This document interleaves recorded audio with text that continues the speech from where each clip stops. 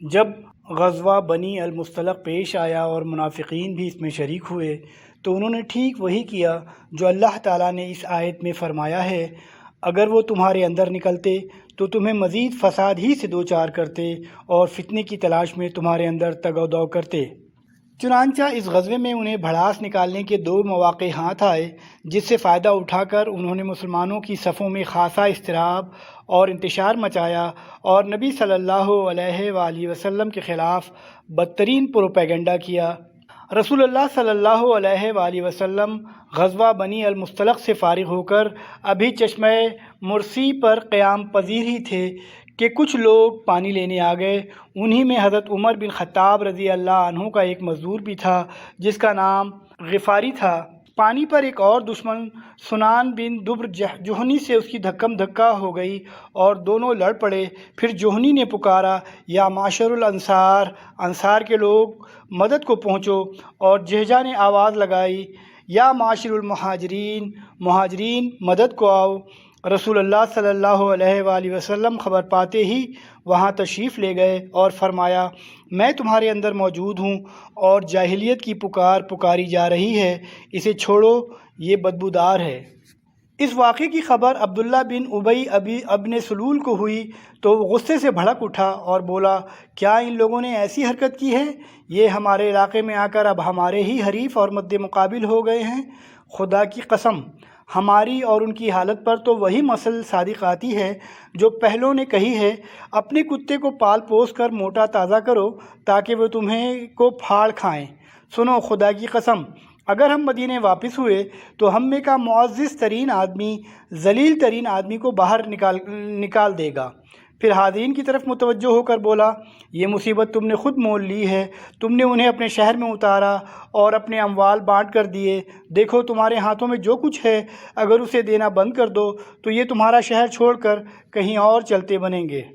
اس وقت مجلس میں ایک نوجوان صحابی حضرت زید بن ارقم بھی موجود تھے۔ انہوں نے آ کر اپنے چچا کو پوری بات کہہ سنائی۔ ان کے چچا نے رسول اللہ صلی اللہ علیہ وآلہ وسلم کو اطلاع دی۔ اس وقت حضرت عمر بھی موجود تھے۔ بولے، حضور، عباد بن بشر سے کہیے کہ اسے قتل کر دیں۔ آپ نے فرمایا، عمر، یہ کیسے مناسب رہے گا کہ لوگ کہیں گے محمد اپنے ساتھیوں کو قتل کر رہا ہے؟ نہیں، بلکہ تم کوچ کا اعلان کر دو۔ یہ ایسا وقت تھا جس میں آپ کوچ نہیں فرمایا کرتے تھے۔ لوگ چل پڑے تو حضرت اسید بن حضیر رضی اللہ عنہ حاضر خدمت ہوئے اور سلام کر کے عرض کیا، آج آپ نے بے وقت کوچ فرمایا ہے۔ آپ نے فرمایا، کیا تمہارے صاحب ابن ابی نے جو کچھ کہا ہے تمہیں اس کی خبر نہیں؟ انہوں نے دریافت کیا، اس نے کیا کہا ہے؟ آپ نے فرمایا، اس کا خیال ہے کہ اگر وہ مدینے واپس ہوا تو معزز ترین آدمی ذلیل ترین آدمی کو مدینے سے باہر کر دے گا۔ انہوں نے کہا، یا رسول اللہ، آپ اگر چاہیں تو اسے مدینے سے نکال باہر کریں، خدا کی قسم وہ ذلیل ہے اور آپ باعزت ہیں۔ اس کے بعد انہوں نے کہا، اے اللہ کے رسول، اس کے ساتھ نرمی برتیے، کیونکہ بخدا اللہ تعالیٰ آپ کو ہمارے پاس اس وقت لے آیا جب اس کی قوم اس کی تاج پوشی کے لیے مونگوں کا تاج تیار کر رہی تھی، اس لیے اب وہ یہ سمجھتا ہے کہ آپ نے اس سے اس کی بادشاہت چھین لی ہے۔ پھر آپ شام تک پورا دن اور صبح تک پوری رات چلتے رہے، بلکہ اگلے دن کی ابتدائی اوقات میں اتنی دیر تک سفر جاری رکھا کہ دھوپ سے تکلیف ہونے لگی۔ اس کے بعد اتر کر پڑاؤ ڈالا گیا تو لوگ زمین پر جسم رکھتے ہی بے خبر ہو گئے۔ آپ کا مقصد بھی یہی تھا کہ لوگوں کو سکون سے بیٹھ کر گپ لڑانے کا موقع نہ ملے۔ ادھر عبداللہ بن ابی کو جب پتہ چلا کہ زید بن ارقم نے بھانڈا پھوڑ دیا ہے تو وہ رسول اللہ صلی اللہ علیہ وآلہ وسلم کی خدمت میں حاضر ہوا اور اللہ کی قسم کھا کر کہنے لگا، اس نے جو بات آپ کو بتائی ہے وہ بات میں نے نہیں کہی اور نہ اسے میں زبان پر لایا ہوں۔ اس وقت وہاں انصار کے جو لوگ موجود تھے انہوں نے بھی کہا، یا رسول اللہ، ابھی وہ لڑکا ہے، ممکن ہے اسے وہم ہو گیا ہو اور اس شخص نے جو کچھ کہا تھا اسے ٹھیک ٹھیک یاد نہ رکھ سکا ہو۔ اس لیے آپ صلی اللہ علیہ وآلہ وسلم نے ابن ابی کی بات سچ مان لی، اور حضرت زید رضی اللہ عنہ کا بیان ہے کہ اس پر مجھے ایسا غم لاحق ہوا کہ ویسے غم سے کبھی میں دوچار نہیں ہوا تھا۔ میں صدمے سے اپنے گھر میں بیٹھ رہا، یہاں تک کہ اللہ تعالیٰ نے سورہ منافقین نازل فرمائی جس میں دونوں باتیں مذکور ہیں۔ یہ منافقین وہی ہیں جو کہتے ہیں کہ جو لوگ رسول اللہ کے پاس ہیں ان پر خرچ نہ کرو یہاں تک کہ وہ چلتے بنیں۔ یہ منافقین کہتے ہیں کہ اگر ہم مدینے واپس ہوئے تو اس سے عزت والا ذلت والے کو نکال باہر کرے گا۔ حضرت زید رضی اللہ عنہ کہتے ہیں اس کے بعد رسول اللہ نے مجھے بلوایا اور یہ آیتیں پڑھ کر سنائیں اور پھر فرمایا اللہ نے تمہاری تصدیق کر دی۔ اس منافق کے صاحبزادے جن کا نام عبداللہ ہی تھا، اس کے بالکل برعکس نہایت نیک طنیت انسان اور خیار صحابہ میں سے تھے۔ انہوں نے اپنے باپ سے برات اختیار کر لی اور مدینے کے دروازے پر تلوار سونت کر کھڑے ہو گئے۔ جب ان کا باپ عبداللہ بن ابی وہاں پہنچا تو اس سے بولے خدا کی قسم آپ یہاں سے آگے نہیں بڑھ سکتے یہاں تک کہ رسول اللہ اجازت نہ دیں، کیونکہ حضور عزیز ہیں اور آپ ذلیل ہیں۔ اس کے بعد جب نبی صلی اللہ علیہ وآلہ وسلم وہاں تشریف لائے تو آپ نے اس کو مدینے میں داخل ہونے کی اجازت دی اور تب صاحبزادے نے باپ کا راستہ چھوڑا۔ عبداللہ بن ابی کے انہی صاحبزادے حضرت عبداللہ نے آپ سے یہ بھی عرض کی تھی کہ اے اللہ کے رسول، آپ اسے قتل کرنے کا ارادہ رکھتے ہوں تو مجھے فرمائیے، خدا کی قسم میں اس کا سر آپ کی خدمت میں حاضر کر دوں گا۔ اس غزوے کا دوسرا اہم واقعہ افق کا واقعہ ہے۔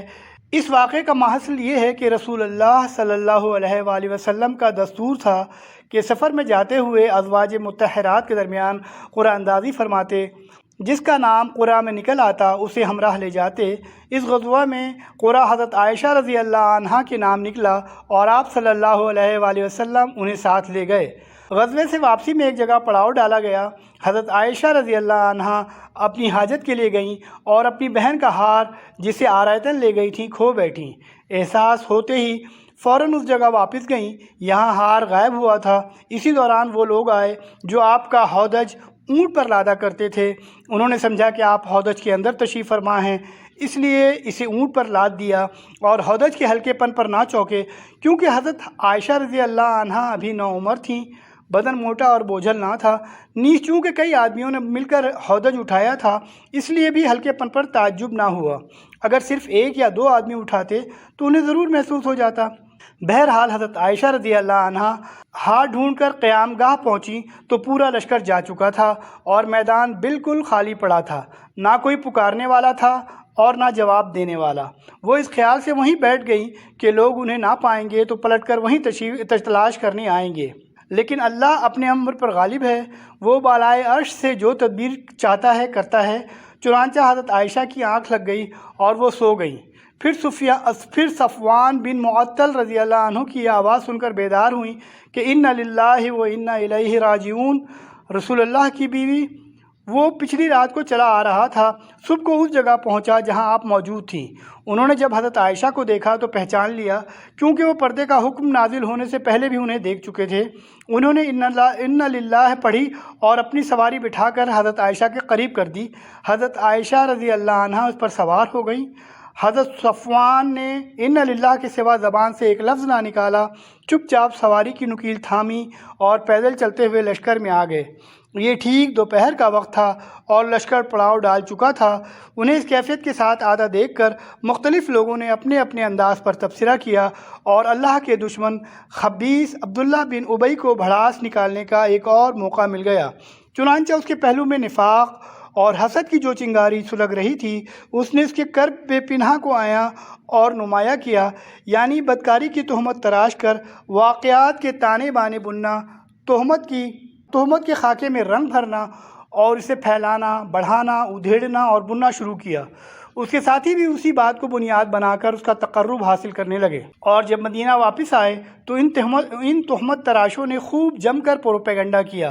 ادھر رسول اللہ صلی اللہ علیہ وآلہ وسلم خاموش تھے، کچھ بول نہیں رہے تھے، لیکن جب لمبے عرصے تک وحی نہ آئی تو آپ نے حضرت عائشہ رضی اللہ عنہا سے علیحدگی کے متعلق اپنے خاص صحابہ سے مشورہ کیا۔